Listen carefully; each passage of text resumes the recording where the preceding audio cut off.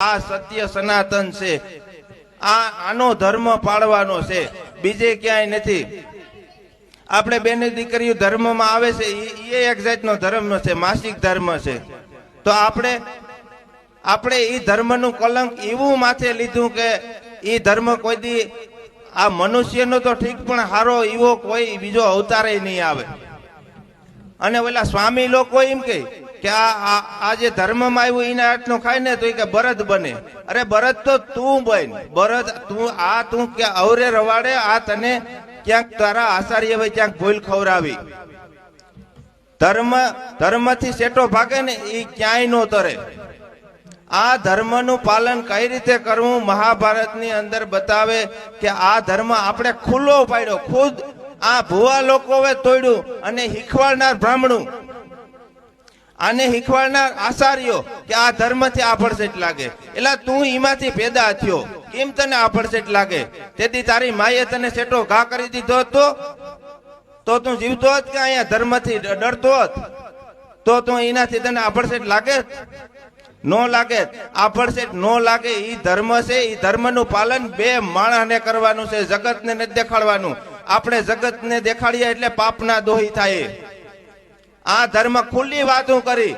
મારી આગળ સ્ત્રી કે પુરુષ એમાં ભેદ નહીં રહે, બધી વાત હું ખુલ્લી કરું. કારણ કે જેથી મહાભારતની અંદર જેથી પાંડવો ને કૌરવો જેથી સોપાટનું ઝૂકટું માંડ્યું ને તેથી દુઃશાસન તેથી રજસ્વલામાં હતી, દ્રૌપદી ધર્મમાં હતી. એ ધર્મને ખુલ્લો કર્યો તો પતન થઈ ગયું કૌરવોનું. તમારું પતન થઈ જાય આ ધર્મથી ભાગશો એટલે.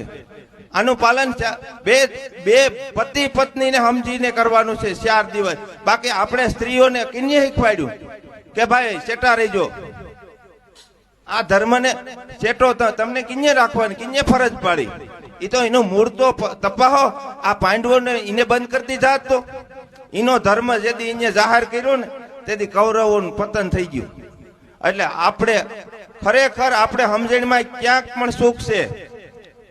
મેં રામદેવજીને આજ સુધી આજ 25 વર્ષ મેં સેવા પૂજા કરી. તો મને એમને એમ રાખ્યો છે, પણ મને તમારા જીવો રાખ્યો ને એમાં મને મજા આવે.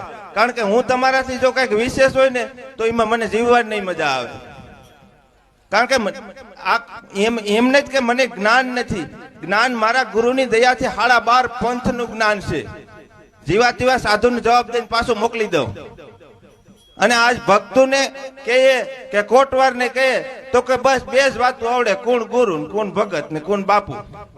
લ્યો, પણ તારો ધર્મ શું છે ભાઈ? આ તારું 5 તત્વનું શરીર છે.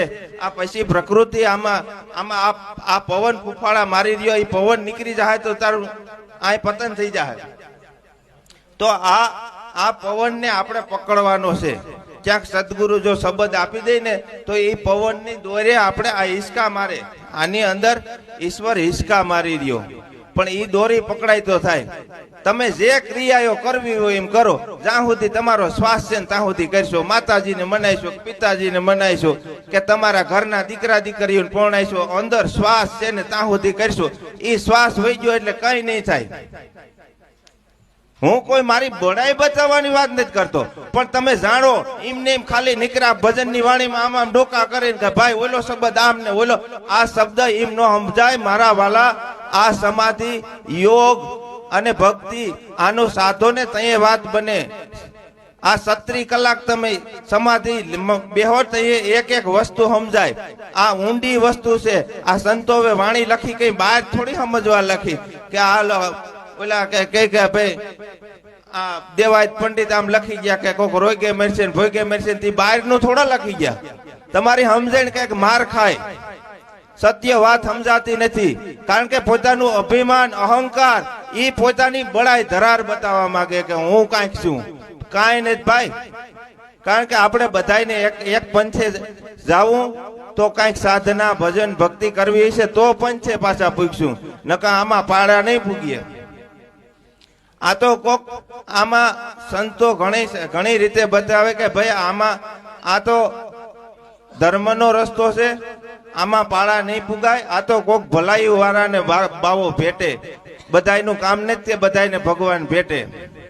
ભક્તિ કરતા હોય, આમ બહાર ઠીકાડી દેખાવ કરતા હોય અને અંદર તો મેલ ભર્યો હોય ઊંડો એક. આ અંદરનો મેલ છે ને, અંદર અંદર ઘણા શત્રુ છે આપણી અંદર.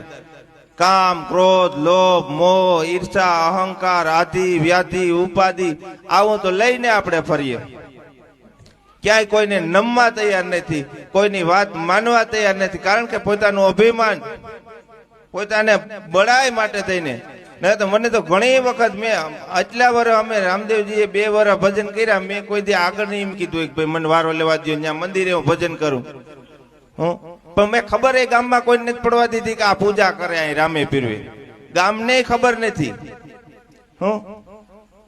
ખરેખર આપણે ભલે પાઠ પ્રસાદી કરીએ, પૂજા પાઠ કરીએ, પણ રામદેવ પીરના નામથી કરીએ તો રામદેવ પીરને ભૂલી નહીં જાતા.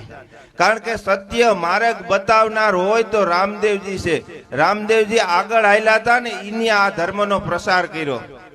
એ આના મુખ્ય મેન ઉદ્ધારક, આ ધર્મના ઉદ્ધારક હોય તો રામદેવજી છે.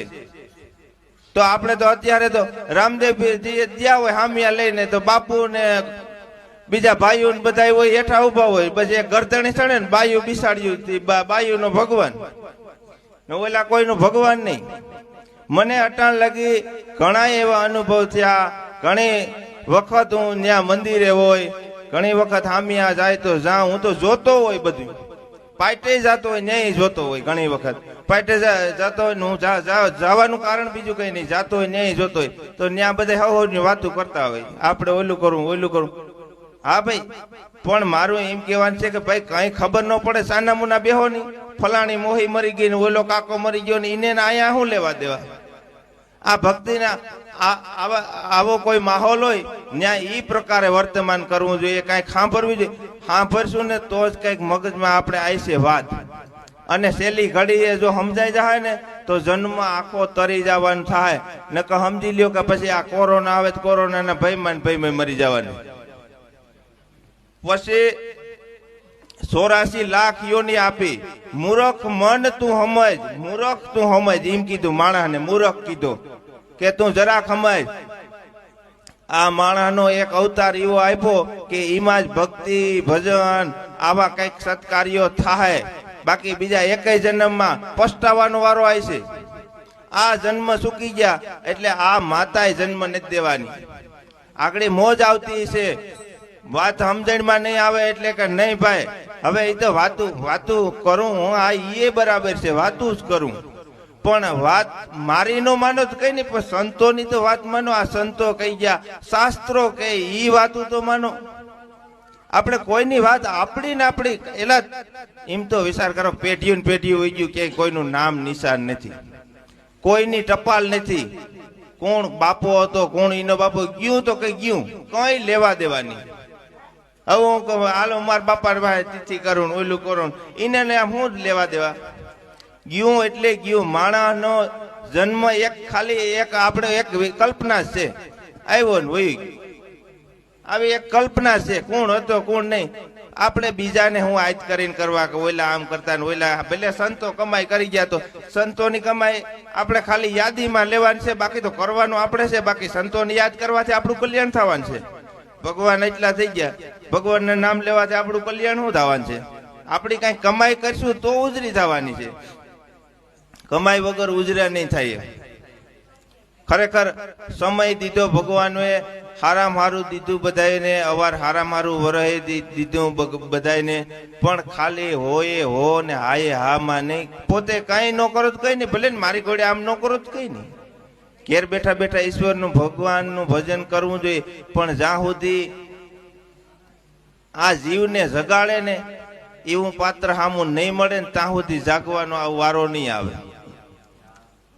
આ જીવને જગાડે ને એવો ક્યાંય સદગુરુ મળે ને તો કામ થાય એમ છે, ત્યાં સુધી નથી થાય એમ. પછી આમાં ઈમય નો સમજી લેવું કે હાલો હું પૂગી જેવો કે હું બસ મારે કઈ જરૂર નથી. આ વેમમાં રહેતા નહીં, ક્યાંય પૂગ્યા નથી. કારણ કે પૂગી ગયા ને એ તો ભરતરીને ગોપીચંદ ની ઘોડે કે 92 લાખ માળવાનો રાજા એક ઝટકીમાં આખો માળવો મેલી નીકળી ગયો તો. દેખો ભરતરી ભયા ફકીરા, 92 લાખ માળવાનો રાજા 16 દિયા